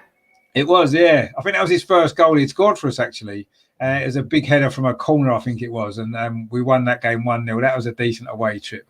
Not many that season in the league, but that one, I just remember how cold it was. Because Oldham apparently is one of the coldest grounds in the country anyway. And we played them like that. Yeah, it was just ridiculously cold. But we won 1-0, so you kind of don't mind being cold when you get a win. And exactly. You warm up quick, didn't you? Exactly, yeah. It makes it worthwhile, doesn't it? So that was a good one. But there was loads and loads. Yeah. And, you know, those were times when I can imagine this season, because how bad we were in the league, how inconsistent we were in the league, rather. You know, if there's been social media then, it would have been meltdowns, wouldn't there? Oh, yeah. You know, meltdown 5.5, definitely, yeah. Yeah. Neil's asked the question, was Limpar our first flair player, overseas flair player? No, Petrovic I put down as our first flair. I would say Petrovic, yeah. He never really adjusted to English football, did he? Because it was a lot more physical than he was used to. He drifted out of games a lot, didn't he, Petrovic? Yeah. When he had the ball at his feet. Yeah, when he had the ball at his feet, he was unbelievable, wasn't he? Wonderful player. Wonderful. Yeah. I mean, yeah, I'll say Neil has put that comment there. Yeah, he says, am I right in saying Limpar was the first? He was the first one who really maybe set it alight, wasn't he? Yeah, because I mean, Petrovic was good, but I don't even think we appreciated Petrovic at the time, because we looked at him and thought, what even is he? What sort of player is he? Because we'd never seen anything like him before, and we didn't quite get him, did we? He could hit a pass, he could hit a goal, he could fantastic. Yeah, he was an unbelievable player, but maybe we didn't quite get him as fans back in them days, because it wasn't usual to see players like that, was it? You know, he was small. He wasn't very physical. He used to bottle out of tackles. He didn't want anybody near him, did he? But when he had the ball at his feet, give me a bit of space. Give me a bit of space, please. Yeah. What are you doing tackling me? Go away. Let me run with the ball. But no, he was a great player. But yeah, maybe he didn't quite set it alight, did he? Unfortunately, and he soon went back where he'd come from, unfortunately. But yeah, I remember him playing in the FA Cup semi-final that year, actually, against made the goal, didn't he? Man United. Yeah, he had a decent game then. He was a good player, but yeah, it didn't quite work out. And as Neil says there, simpler times, much better. Totally agree. I would go back to that season all day long. I'd go back to losing all them home games we lost that season without scoring over, a lot of the last 10 years, actually, if I'm honest. And DWTT, Gary is in the chat. How you doing, Gary? He says, good evening, Richard, Melvin, Adam. How you doing, Gary? Good evening to you as well. And Terry says, Gary's in the house. Indeed he is. And he's always welcome in the house as well. Those lot down the road started, it says, Neil, I think, with Ozzy, Ardiles and Ricky Villa. Yeah, I think they were the first two big-name foreign players, wasn't they? I think there'd been one or two before that maybe went under the radar, but those two really kicked it off, didn't they? Obviously, they both did well, didn't they? I guess, unfortunately, which we don't really want to talk about. And Neil says there, Limpar's halfway line goal much better than Beck's. Well, we certainly enjoyed it more. Into the North back that was against Liverpool, of course. That was the season before, actually, the end of the season before that Limpar goal. That was unbelievable. What a fantastic goal that was. 4-0 we beat them that day as well. So that's beating Liverpool 4-0 is always nice. Doesn't happen very often, so that was memorable for that. But that was the season before, actually, Limpar. He didn't really play much that 92-93 season because he got kind of frozen out a bit.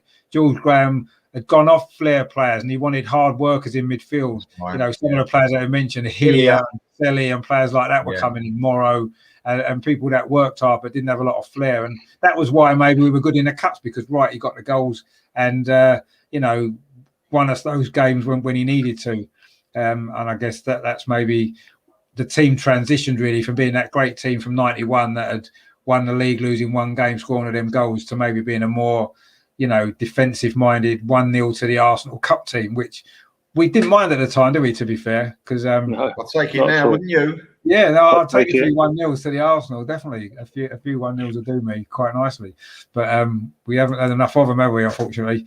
But I mean, that was a great season, great times. It's nice to remember that Arsenal haven't always been this bad, and it hasn't always been this poor to watch. And even when it was poor to watch, at least we used to win a few trophies as well, quite regularly, which was quite nice. So let's hope we can go back to those days quite soon. Right, before we finish, then what we need to do is we need to have a catch up on our little prediction league, I think.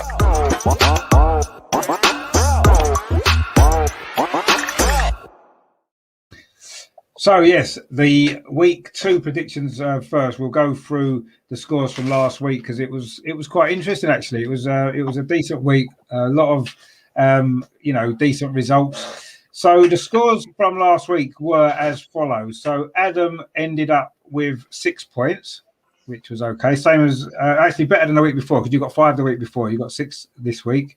Melvin got 6 the first week and actually got 6 again the second week. So he's quite consistent, which is pretty good. And I won this week. Actually, I got 8 points. So overall, then after 2 weeks, Adam's on 11. Melvin's on 12 and I'm on 13. So we're very close. There's just 2 points between all of us. So it's really, really close, which was good. So this week is going to be interesting again. So let's see how we go with that. So let's start with them. I know our game's the first game of the weekend, but we won't start with that one. We'll come to that at the end. So if we start with Aston Villa against Brentford, obviously Aston Villa got a good win against Newcastle. Brentford are unbeaten, haven't conceded a goal yet. What are we thinking there, Melvin? Aston Villa against Brentford. I'm going Villa to win 2-0. Oh, brave. Okay, Villa to win 2-0. Adam, what are you thinking for that one? I've actually got the same 2-0 Villa. Have you? Yeah, I fancy Villa at home. Do well. Okay, no, fair enough. I mean, they obviously had a good result last week. I've actually gone for a 1-1 draw because I think Brentford have got confidence at the minute and I think they can go there and get a draw. So they will concede their first goal, but I think they'll get a point. The next game, actually, I think could be quite an interesting game. Actually, Brighton won 2 out of 2 at home to Everton, who are unbeaten as well. So 2 informed teams. What are we thinking there, Melvin? Brighton against Everton? I'm going an away win for Everton, 2-0. Oh, away win for Everton. Okay, 2-0 to Everton. And Adam, what are you thinking for that one? I've gone for a 2-2 draw. 2-2 draw. Okay, good game that will be. Everton drew 2-2 away last week as well at Leeds. I have gone for one of my favourite teams to watch, Brighton. I'm going to go that Brighton are going to win 2-1. At home, I think that they might do it again. They had a good result last week, and I think they might end Everton's unbeaten start and get 9 out of 9 for Brighton. Who would have thought that at the start of the season? That would be quite something, wouldn't it? Right, the next game is Newcastle at home to Southampton. Obviously, the biggest geographical difference between teams in the Premier League this season. Southampton have got the long journey. Newcastle at home to Southampton. 2 teams haven't done brilliantly yet. 1 point between them. What are you thinking, Melvin? I think it'll be 1-0. I'm going for a 1-0. I think none of them set up the world of light yet. I think it'll be a 1-0 game. I think the team that scores first will try and hold on and won't be able to. No, you might be right. And Adam, what are you thinking? Newcastle at home to Southampton? I think Newcastle will get their first win, 2-1. Newcastle. Well, you're going Newcastle to win 2-1. Okay. I must admit, Southampton played quite well last week at home to Man United, but away from home, I don't think they're that great. I've actually gone 1-0 to Newcastle. I agree. I think they will get their first win. I think it'll be a tight game. We've got a comment actually from Billy Trey. He's actually a Newcastle fan. He said, I remember the 6-1 win at Highbury over Coventry. I was there with my mates in the previous season when Coventry lost 6-1 to Liverpool. Both champions giving Coventry a hiding last game of the season. Yeah, that was the season before. That was 90-91, actually 2 seasons before. That was a great game, that 6-1. It was a celebration, wasn't it, of us winning the league. And we absolutely smashed them. Limpar got a hat-trick, actually, that day, talking of Anders Limpar. His only hat-trick that he got. So that was a really good game, actually. Yeah, so that was happy days for Arsenal. Right, the next game, bottom of the table, Norwich, the only team below us. And they are at home to Leicester. Are they going to overtake us in the league, Melvin? Norwich against Leicester? No, I think they're going to get beat 3-1 at home. 3-1 at home. Okay. Adam, do you think Norwich are going to move above us? No, but I've gone 2-1 Leicester. 2-1 Leicester. Okay. And I've kind of agreed. I've gone 2-0 Leicester. I just don't think Norwich will even score because they don't look much of a threat at the minute. Now, a game that could also be quite interesting next, the London Derby. West Ham, high-flying leaders of the Premier League, at home to Crystal Palace. What are we thinking, Melvin, for that one? 2-0 to West Ham, but I want to be wrong because I want Palace to do well with the error at the helm. Yeah, I think we all do, but they've not had a great start yet, have they? They're struggling a little bit. What are you thinking, Adam, for that one? West Ham at home to Palace? I've actually gone for a draw, 1-1. I think Palace are going to turn it around. I think obviously I want Vieira to do well as well. And I don't know. They always seem to do all right against West Ham, Palace. No, I mean, it'd be nice. I agree with Melvin. I want Palace to do well with Vieira. But I don't think they'll be able to get anything against West Ham, who are flying at the minute, aren't they? Playing really well. I've gone West Ham 3, Palace 1. I just feel that they'll be too strong for Palace at the minute, the way they're playing. Now, if we move on to the late game on Saturday, probably the game of the weekend, if you look at the fixtures, obviously, Liverpool at home to Chelsea. 2 teams, 2 out of 2 wins, looking really strong, both of them for the season. An early clash of the big teams, actually, which is nice to see. So what do you think of that, Melvin? Liverpool home to Chelsea? After much deliberation, anyway. No, I'm going for Liverpool 2, Chelsea 0. Oh, Liverpool 2, Chelsea 0. Wow, okay. Melvin's going Chelsea. I fancy to do it, but I feel like with the crowd at Liverpool, Anfield, and I feel like they might think they're playing the Arsenal this week, Chelsea, and take their foot off the pedal. Okay, well, you never know. I mean, Liverpool can beat anybody at Anfield, as you say, so that wouldn't be a surprise, would it? What about you, Adam? What are you thinking? Liverpool, Chelsea, a clash of the big guys. I've gone literally the opposite. 2-0 Chelsea. Wow. Okay. I think Chelsea look well in control of their games. They look strong at the back. Obviously Liverpool at home, yeah, but I think that Chelsea will want to prove themselves against one of the big boys. Well, no, I mean, that's fair enough. I'm sitting on the fence. I've gone 1-1. I just feel that quite often in these games, the 2 big teams cancel each other out and they end in a draw. And I think that's probably what's going to happen with that one, if I'm honest. But you never know. Could be either way, as you say. I mean, Chelsea impressed me last week. I know we weren't very good. They did impress me, so I wouldn't be surprised if they get a result there.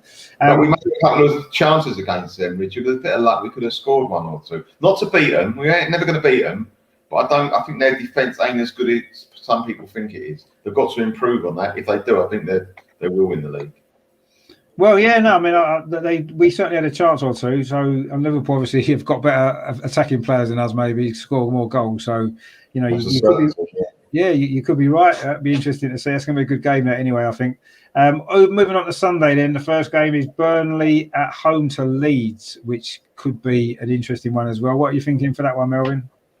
Leeds to win 2-0. Leeds to win 2-0. Yeah. Liverpool will beat Braun, I think, that day.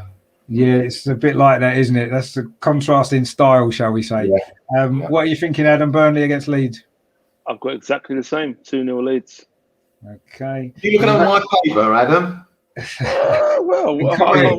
like to think great mind, but that's true. I'll have that. I'll take that. Yeah, look, you can have a look at mine. Yeah. We've got a clean sweep because I've gone 2-0 Leeds as well. So we all fought the same for that one. I think every week there's been one game where we've all gone the same on, actually. This week it's that one so far, but there's still a couple more to go, so we'll see what happens here. The next game, of course, is going to be an away win. It's Tottenham at home to Watford. What are you thinking, Melvin? I think it'll be tighter than most people think. I'm going to Spurs to win 2-1. Spurs to win 2-1. Okay. And Adam, what are you thinking? Tottenham, Watford? I've gone Spurs 3-1, unfortunately. Spurs 3-1. Okay. I think Tottenham's problem is scoring goals, isn't it? They've won 1-0 twice. And I'm actually going for a third 1-0 win. So I'm going Tottenham to win 1-0 again against Watford because they can't score goals and Watford can't score goals either. But I think Spurs will probably just nick it.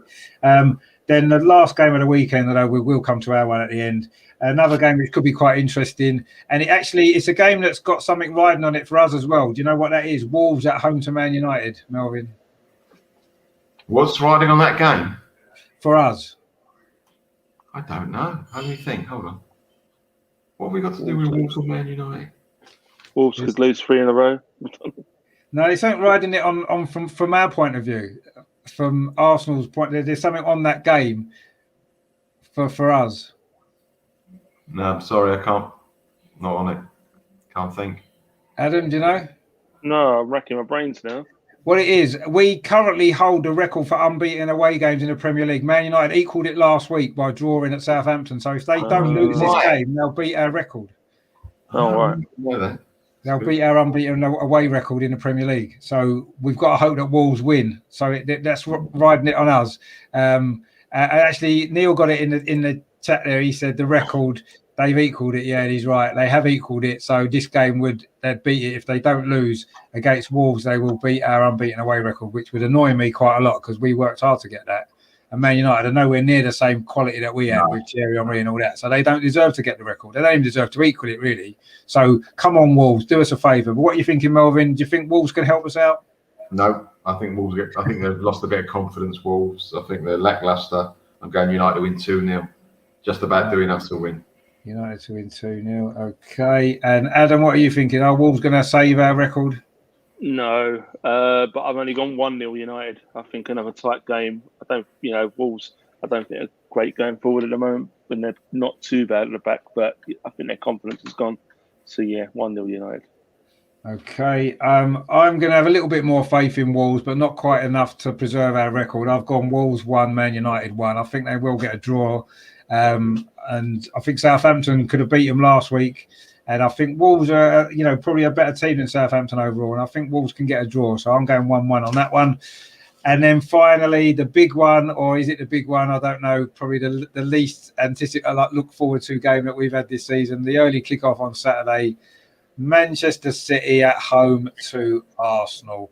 What damage do you think we're going to do to them, Melvin, on Saturday morning? Well, I hope the Man City supporters sleep well Friday night. I really do.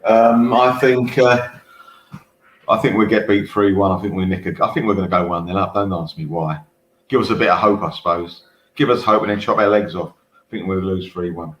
Well, you think we'll lose 3-1? Okay, that doesn't seem. We've lost 3-1 there quite a few times in recent years, actually. Yeah. Adam, what are you thinking? Are you a bit more optimistic? Melvin's gone for 3 Arsenal defeats in a row, actually, which is probably going to be 2 anyway. So he's done well. So I've gone a little bit more optimistic. I do think we'll score, but I do think we'll lose 2-1. Unfortunately, I hate predicting us to lose, but I just don't see it any other way. Unfortunately. Yeah, I mean, hope I'm wrong. Yeah. I mean, we all hope we're wrong. I've gone 2-0 to Man City. I'm not sure if we're capable of scoring against them at the minute, and they will probably also score at least 1 or 2. So I've gone 2-0 City in that one. So we've all predicted an Arsenal defeat for the first time, actually, because Adam's generally been trying to sneak in draws for us along the way. It hasn't quite happened yet, but even this week he's put a defeat. So all three of us have gone defeats on Saturday. So no doubt we'll win now because none of us think we will. So we'll probably win 1-0.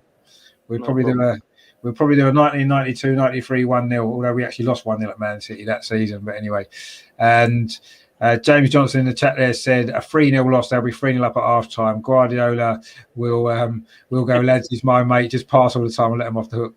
I mean, yeah, that's happened before, hasn't it? It's certainly seemed that way a couple of times. They've gone easy on us, haven't they? But yeah, I wouldn't be surprised if that happened at all. But anyway, let's hope for something different, for a change, and we turn up, and you never know. Could be what turns our season.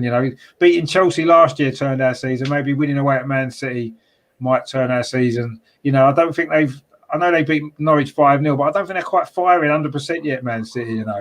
So it might not be a bad time to be playing them away, maybe. But let's see. We can but hope, I suppose. But obviously, before that, we got tomorrow night's game as well in the Cup. Just a quick prediction on that, then. I don't think we gave our prediction on that before, do we? What are you thinking for that, Melvin? Do you think we'll get through? I think we win 2-0. Come on. 2-0, fantastic. Adam? I fancy 2-0 too. I'll take 2-0. 2-0 as well. Okay, no problem. I think we'll win as well. I'm going 2-1. I think, West Brom are a decent team. I think they'll give it a go, but I do think we will come out on top and win 2-1 and get through to the next round, which would be nice.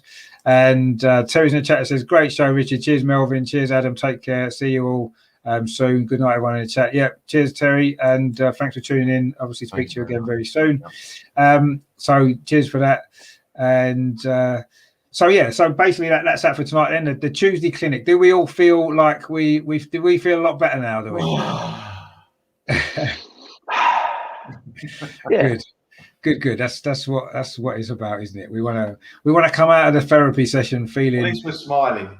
Exactly. At least we're smiling, and even if we're bottom of the league on Saturday lunchtime, we will still be smiling, I'm sure, when it comes to doing the show. So, obviously, I'll be back tomorrow night with a watch along at a West Brom game in the Cup. So I'll be going live about 7:45, 8:00 kickoff. That is. So if you're around, please stay tuned for that. I've also got my West Brom a preview video coming out as well tomorrow.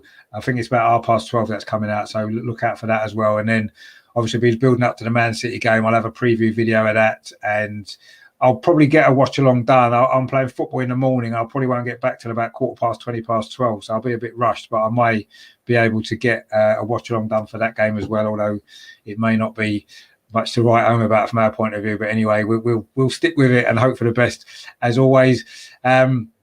And as Neil says in the chat there, it's always cathartic. Indeed it is, which is why we've gone with the new name, because that's what it's all about. And he says, great show, lads. Cheers for that, Neil. Thanks for watching. And James as well. Great show, everyone. Yeah, thanks, James, for watching. So make sure you check out their channels as well, because everyone's got some good channels on YouTube on Arsenal, and make sure that you check everybody's. Give them all support as well. So loads of stuff out there. Good Arsenal content. We know the ones to avoid. We all know the ones to avoid, and stick with the good ones that we like to promote here. And Shane says, thanks, lads. Great to watch a stream where it's not all about bashing our club. No, it isn't. We try not to. We can be critical. I think we're entitled to be, and that's fine. And that's the way it goes. And Neil says, thanks, which is no problem at all. We need to hook up, Neil, don't we, in the future, and collaborate on some shows, definitely, because it'd be really good. So we'll get that organised at some point as we go through the season, I'm sure. So thanks all you guys for watching. Thanks everyone in the chat. It's quite lively, the chat, actually. I don't know, I might have missed a few comments out. There was quite a few, we were talking about other stuff. So thanks everyone. Joe, the two Joes, Russ, of course, was in earlier. Neil, Ryan as well was in a bit earlier as well. So thanks to all you guys. James, of course, as well. And Stuart Barber there actually earlier on said Wayne Rooney to be Arsenal's new manager. So there you go. That seems, it's a possibility, I guess. I did hear today someone was saying that maybe Sol Campbell quite fancies the job. So there you go. Maybe he does. Maybe he could be the new Arteta, couldn't he? An ex-player. I fancy it, shit. All right. Same chance as Sol Campbell getting out, I reckon. Yeah, exactly. Yeah, we should all put our name forward. Maybe you never know. We might get considered as well, but. Yeah, so anyway, we'll see what happens with that. I'm not too sure if that's ever going to be the case. But anyway, hopefully Arteta can become successful, and all that talk will be meaningless because he's turned it around, and we go on and have a good season, which we still could do.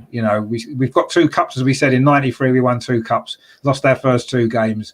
So let's hope for a repeat of that this season. It's not beyond the realms of possibility, certainly not until tomorrow night anyway, when we play West Brom. So let's hope we get through that. We actually got through on penalties that season in the first round of the League Cup against Millwall, if you remember. That was a tight game, and we got through on penalties then and went on to win it. So you never know. And we did win on penalties last time we played West Brom in the League Cup as well. So maybe that's what we'll have tomorrow. I think Russ said that earlier, maybe penalties. Let's see what happens. But as long as we go through. But yeah, so stay tuned to the channel. If you haven't done so, please subscribe. If you haven't done so already, please give it a like as well if you've enjoyed the show. Thanks to everyone for watching. Thanks for your support. Melvin, just before you go, where can people find you? Thanks again for coming on. Been an absolute pleasure. No, thanks again. Really enjoyed this show. It's brilliant. Melvin, the only way is Arsenal Marks on Twitter. And on this channel, you'll find me. And on Ryan Art, Mr. Arsenal, that channel, you'll find me. And also on Andrews from Dull Square to Where. Those 3. But mainly on this one. Yeah, some good stuff there. Obviously, good channels there as well. Obviously, Ryan's and Andrew's channel really good, and Andrew's starting up again this season. He's had a couple of shows going, and he's going to the game tomorrow actually, so he won't be doing his Wednesday show because he's at the game. So I'm sure he'll enjoy himself. Let's hope we can win for him as well, which would be nice. And Adam, just before you go, where can people find you as well? Thanks for coming on again. My pleasure once again. Really enjoyed it. Good to have a little chat as we can and get things off my chest. As always, Adam. Always Arsenal at Adam792001 at Twitter. And I'm sure you'll see me here next week. Yeah, we hope so. No problem at all. Sounds good. Neil says there are 2 wins incoming. Yeah, that'd be great, wouldn't it? What a week that would be. And he says, come on, you guys. Of course, he's taken my line there. It's a bit cheeky, but I'll let him off. because he's a good lad. So yeah, brilliant. So I'll say thanks to everyone. Thanks for you guys for tuning in. Thanks to everyone, of course, for your comments. Everything. It's been great. We've now got it all off our chest. We're feeling really happy with life. We can enjoy the rest of our week, and we can enjoy the game tomorrow now, nice and relaxed and calm, and enjoy beating West Bromwich Albion in the League Cup, which I'm sure we will. There's just a couple more comments there. Terry says, fingers crossed for tomorrow. Yeah, let's hope we do it. And Neil there with a few little emojis to cheer us up before we go. So yeah, brilliant. Thanks a lot for everybody for watching. Thanks for you guys for coming on, Melvin and Adam as well. And Gary as well there for his little his comment at the end as well. Thanks for that, Gary. Thanks for tuning in. Brilliant stuff. And yeah, so we'll see you all tomorrow for the watch along.